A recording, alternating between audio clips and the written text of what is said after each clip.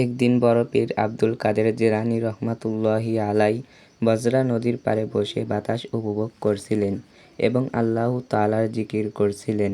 ঠিক সেই সময় তার একজন মুরিদ দৌড়ে এসে তার কাছে এবং বড় পীর আব্দুল কাদের জিলানীকে সালাম জানিয়ে কান্না ভেজা কণ্ঠে বলে, হে গাউসুল আজম, আমি বরবাদ হয়ে গিয়েছি। আব্দুল কাদের জিলানী রহমাতুল্লাহি আলাই তাকে জিজ্ঞেস করলেন, কেন, তোমার কি হয়েছে? তোমার এমন কি মুসিবতের পাহাড় এসে পড়েছে? জবাবে মুরিদ বললেন, হে গাউসুল আজম, আমার ইজ্জতের জানাজা হয়ে গিয়েছে, আমি শেষ হয়ে গিয়েছি, আমি বরবাদ হয়ে গিয়েছি।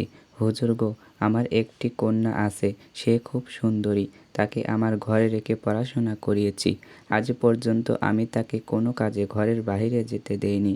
আমার কন্যার নাম রেখেছি ফাতেমা। হে গাউসুল আজম, আমার কন্যা আমার অনুমতি ছাড়া কখনো ঘরের বাইরে যেত না।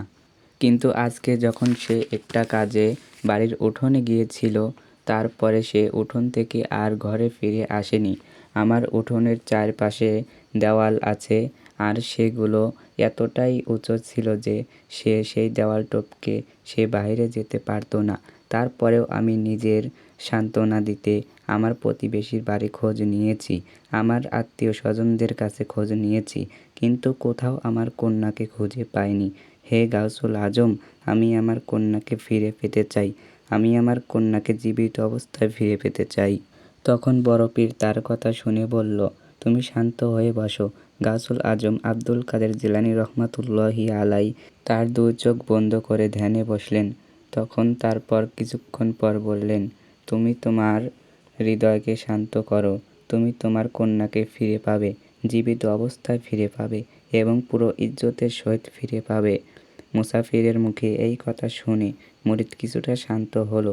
অতঃপর আব্দুল কাদের জিলানী রহমাতুল্লাহি আলাই মুরিদকে একটি জঙ্গলের কথা বললেন।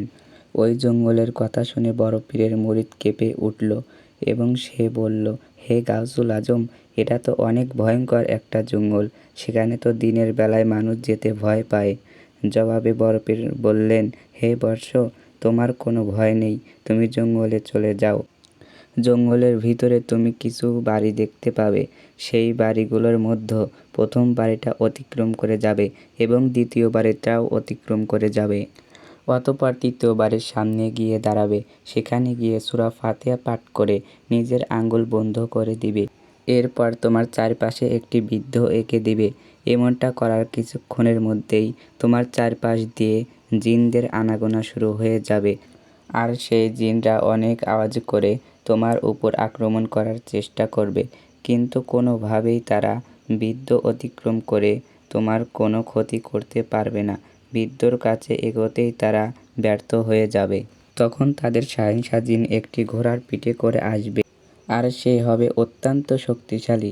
সে এতটাই শক্তিশালী হবে যে সে অনেক বড় বড় পাহাড় সে একাই ধ্বংস করে দেওয়ার সাহস রাখে, কিন্তু সেই সব কাজ করতে পারলেও সে তোমার আঁকা বৃত্ত সে অতিক্রম করতে পারবে না। এরপর সহিংসা জিন তোমাকে প্রশ্ন করবে, আর উত্তরে তুমি তোমার সম্পূর্ণ প্রশ্ন এবং সম্পূর্ণ ঘটনা খুলে বলবে, আর তুমি বলবে, আমি আব্দুল কাদের জিলানী রহমাতুল্লাহি আলাই এর মুরিদ। তিনি আমাকে তোমাদের কাছে পাঠিয়েছেন। আমি আমার কন্যাকে ফিরে পেতে চাই এবং অবশ্যই জীবিত অবস্থায় ফিরে পেতে চাই এবং ইজ্জতের সহিত ফিরে পেতে চাই। আর মনে রেখো, আমার কন্যার সাথে খারাপ কিছু ঘটে তাহলে তোমরা বড় পীরের হাত থেকে কোনোভাবেই রক্ষা পাবে না। অতঃপর বড় পীরের মুরিদ বড় পীরের কথা অনুযায়ী জঙ্গলের উদ্দেশ্যে রওনা হয়ে যায়। এরপর সে হাঁটতে হাঁটতে অনেক পথ অতিক্রম করার পরে বড় পীরের বলে দেওয়া সেই বাড়িগুলোর সামনে আসে।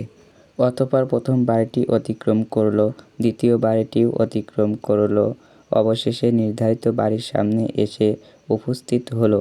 এরপর বড় পীরের মুরিদ আব্দুল কাদের জিলানী রহমাতুল্লাহি আলাই এর কথা মতো সূরা ফাতিহা পাঠ করে তার চারপাশে একটি বৃত্ত আঁকল।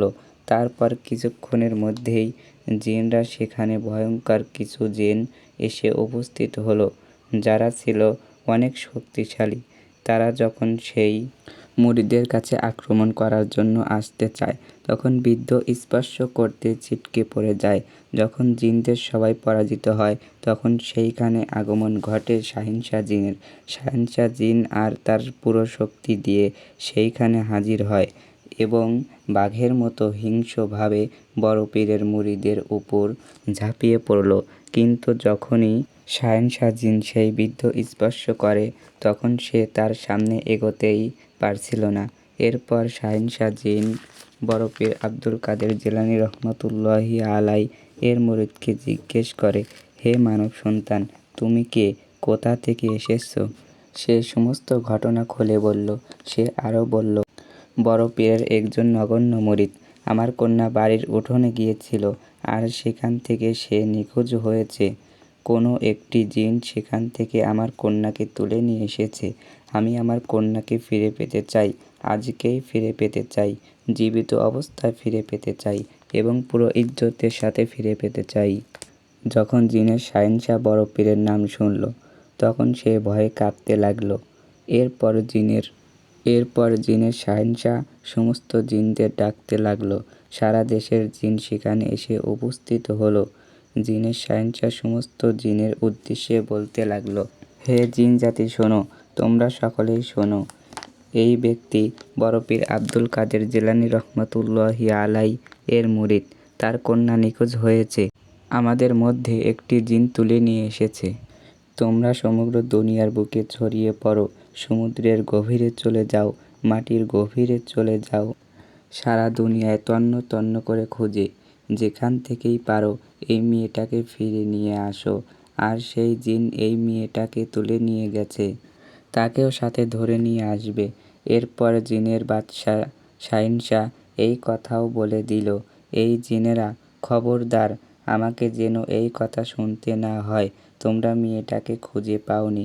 মনে রেখো, এই কন্যা আমাদের জিনদের কাছে না থাকতো, তাহলে বড় পীর আব্দুল কাদের জিলানী রহমতুল্লাহি আলাই তার মুরিদকে কখনো আমাদের নিকট পাঠাতো না।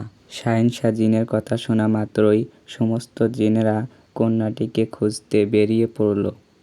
তারা দুনিয়ার আনাচে কানাচে, সমুদ্রের নিচে, মাটির নিচে, জঙ্গলে, মরুভূমিতে সমস্ত জায়গায় খুঁজতে লাগল। অনেক খোঁজাখুঁজির পর তারা মুরিদের কন্যা এবং যে জিন মেয়েটাকে তুলে নিয়ে গিয়েছিল সেই জিনকে খুঁজে পেল। এরপর তাদের শাহেনশা জিনের নিকট হাজির করল। এরপর যে জিন আব্দুল কাদের জিলানী রহমতুল্লাহি আলাই এর মুরিদের কন্যাটিকে তুলে নিয়ে গিয়েছিল, সেই জিন বলল, হে শাহেনশা, বেয়াদবি মাফ করবেন, এই কন্যাটিকে আমি তুলে নিয়ে গিয়েছিলাম।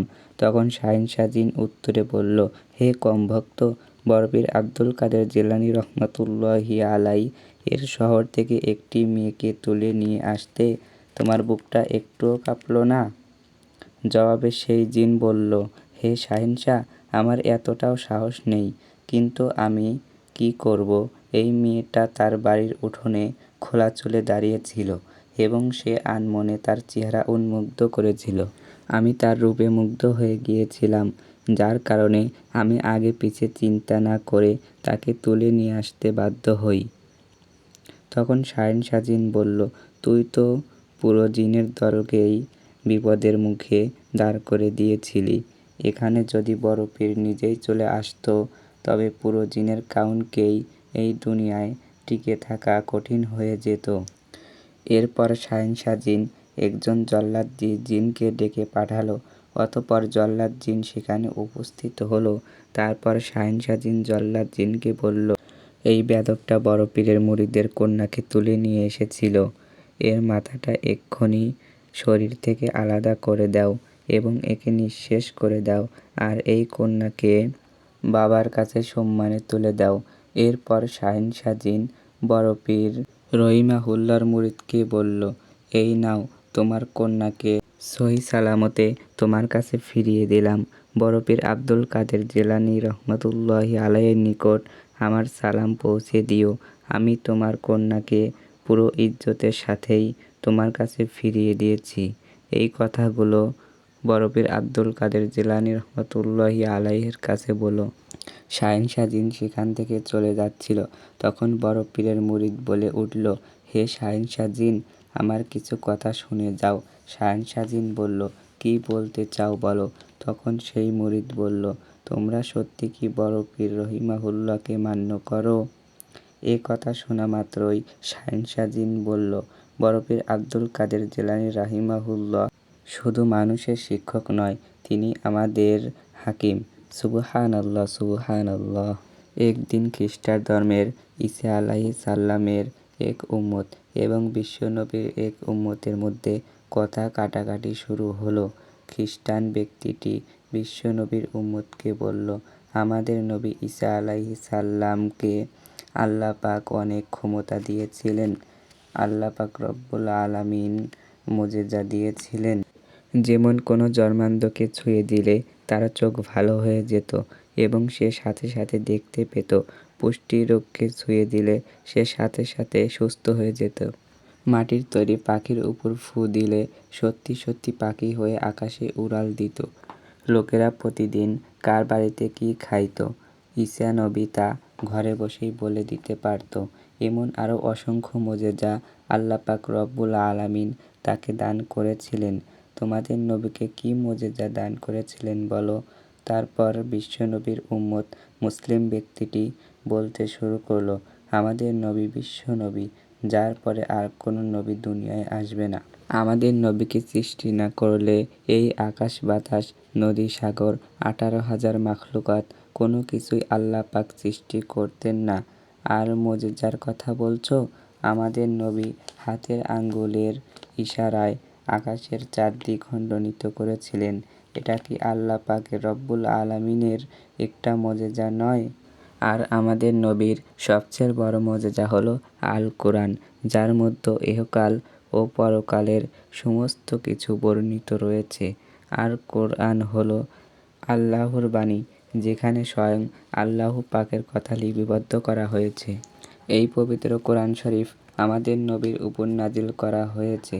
এর চেয়ে বড় মুজিজা আর কি হতে পারে? তখন ঈসা নবীর খ্রিস্টান উম্মত বলে উঠল, আমাদের নবী ঈসা মৃত মানুষকে জীবিত করতে পারত। তোমাদের নবী কি তা পারত? মুসলিম ব্যক্তিটির এই বিষয়টার সম্পর্কে জানা ছিল না, তাই সে চুপ হয়ে রইল। এমন সময় সে রাস্তা দিয়ে হেঁটে যাচ্ছিল। আব্দুল কাদের জিলানী রহমাতুল্লাহি আলাইহি বড় পীর যখন লক্ষ্য করল দুইজন ব্যক্তির মধ্যে কি যেন বিষয় নিয়ে কথা কাটাকাটি হচ্ছিল, তখন গাউসে পাক কাছে আসলো। বড় পীরকে দেখে মুসলিম ব্যক্তিটি আনন্দে লাফিয়ে উঠল এবং খ্রিস্টান ব্যক্তিটিকে বলল, এই যে এসেছে আমাদের বড় পীর, এবার দেখব তোমার কত ক্ষমতা। বড় পীর তখন দুইজনকে বলল, আমি দেখলাম দূর থেকে তোমাদের মধ্যে কি যেন বিষয় নিয়ে তোমরা ঝগড়া করছো। কি হয়েছে ঘটনা আমাকে খুলে বলো তো। মুসলিম ব্যক্তিটি বলল, হে গাউসে পাক, এই খ্রিস্টান ব্যক্তিটি বলতেছে তাদের নবী ঈসা আলাইহিস সালাম নাকি আমাদের নবী থেকে বড় নবী ছিল। তাদের নবী নাকি মৃত মানুষকে জীবিত করতে পারত, আমাদের নবী নাকি তা পারত না। তখন বড় পীর ওই খ্রিস্টান ব্যক্তিটিকে বলল, তুমি কি এই কথা বলেছ? জবাবে খ্রিস্টান ব্যক্তিটি বলল, হ্যাঁ, আমি বলেছি যে আমাদের নবী ঈসা রুহুল্লাহ মৃত মানুষকে জীবিত করতে পারত, কিন্তু ওদের নবী তা পারত না। তখন বড় পীর বলল, কে বলেছে তোমাকে আমাদের নবী মৃত মানুষকে জীবিত করতে পারত না? আমাদের নবী আল্লাহ পাক রব্বুল আলামিনের কাছে যা চেয়েছে আল্লাহ পাক রব্বুল আলামিন নবীকে তাই দিয়েছে। আমাদের নবীও মৃত মানুষকে আল্লাহর কুদরতে জীবিত করেছেন, আর এটার জন্য আমাদের নবীর দরকার নেই। আমি তার একজন নগণ্য উম্মত। তুমি দেখতে চাও তার উম্মতকে আল্লাহ পাক কতটা পাওয়ার দিয়েছেন? তুমি বলো, কোন কবর থেকে কোন মানুষটাকে জীবিত করতে হবে, আমি করে দেখাবো। গাউসে পাকের মুখে এমন কথা শুনে খ্রিস্টান ব্যক্তিটি অবাক হয়ে গেল আর মনে মনে ভাবতে লাগলো, যদি তাই হয়ে থাকে তাহলে আমার দাদার দাদার একটি পুরনো কবর আছে, আমি সেখানে ওনাকে নিয়ে যেতে চাই, দেখতে চাই উনি কিভাবে পারেন।